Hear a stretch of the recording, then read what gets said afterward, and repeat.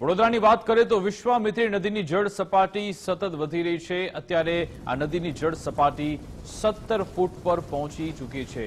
આજવા સરોવરની વાત કરીએ તો તેની જળ સપાટી 213.16 ફૂટે પહોંચી ગઈ છે। આજવા સરોવરમાંથી એટલા માટે જ સતત પાણીનો જથ્થો છોડવામાં આવી રહ્યો છે અને આખી આ પરિસ્થિતિ પર તંત્રએ પણ ચાંપતી નજર રાખી છે। ઉપરવાસમાં જે રીતે ભારે વરસાદ વરસ્યો અને તેના કારણે આજવા સરોવરમાં પણ ભારે પાણીની આવક થઈ।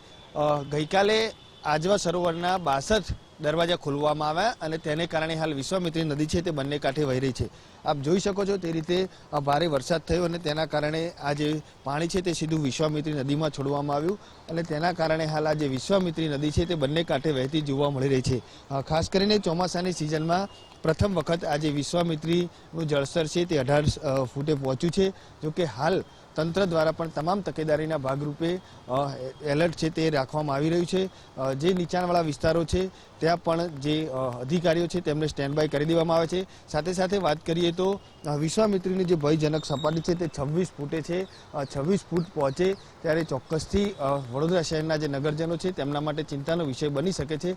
પરંતુ હાલ જે રીતે વાત કરીએ તો ડેમના જે દરવાજા છે તે તમામ બંધ કરવામાં આવ્યા છે, પરંતુ ઉપરવાસમાંથી પાણીની આવકના કારણે હાલ નદી છે તે બંને કાંઠે વહેતી જોવા મળી રહી છે। ખાસ કરીને વાત કરીએ તો નદીની જે જળસપાટી છે તે 22 ફૂટે પહોંચે ત્યારે ચોક્કસથી જે નીચાણવાળા વિસ્તાર છે, જલારામનગર હોય, પરશુરામ ભટ્ટા હોય, તેમજ વડસરનો જે વિસ્તાર હોય, આવા અનેક વિસ્તારો છે કે જ્યાં પાણી ઘૂસવાની સંભાવના છે અને તેને જ લઈને તંત્ર દ્વારા તમામ જે તકેદારી છે તે રાખવામાં આવી રહી છે। ટીમો પણ એલર્ટ છે તે કરી દેવામાં આવી રહી છે।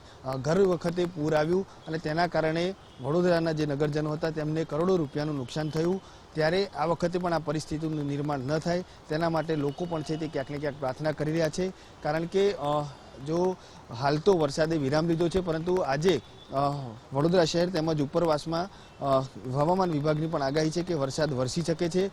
તેને લઈને ક્યાંક ને ક્યાંક તંત્ર છે તે હાલ તમામ જે તૈયારીઓ છે તે કરી દેવામાં આવી છે। પરંતુ જે રીતે વાત કરીએ તો હાલ વરસાદે વિરામ લીધા તમામ લોકોએ રાહતનો શ્વાસ લીધો છે, પરંતુ હાલ જે રીતે દ્રશ્યમાં જોઈ શકો છો કે વિશ્વામિત્રી નદી છે તે બંને કાંઠે વહી રહી છે અને ધીમે ધીમે જે જળસ્તર છે તેમાં પણ વધારો થઈ રહ્યો છે। તેના જ કારણે ક્યાંક ને ક્યાંક વડોદરા શહેરના જે નગરજનો છે તે પણ ચિંતામાં મુકાયા છે કે જો આગામી સમયમાં જળસ્તર વધે તો ચોક્કસથી જે નીચાણવાળા વિસ્તારો છે કે ત્યાં પાણી ઘૂસવાની સંભાવના છે તે સેવાઈ રહી છે। પરંતુ હાલ જે રીતે વાત કરીએ તો તમામ જે તકેદારીના ભાગરૂપે તંત્ર દ્વારા એલર્ટ પણ આપી દેવામાં આવ્યું છે। ટીમો પણ ખડે પગે રાખવામાં આવી રહી છે અને વડોદરા શહેરના જે નગરજનો છે તે પણ ક્યાંક ને ક્યાંક પ્રાર્થના કરી રહ્યા છે કે આગામી સમયમાં જે રીતે પૂરનો સામનો કર્યો તે ફરી વખતે ન કરવો પડે। હાલ લોકો તેવી આશા રાખી રહ્યા છે અને સાથે સાથે ભગવાનને પ્રાર્થના પણ કરતા જોવા મળી રહ્યા છે।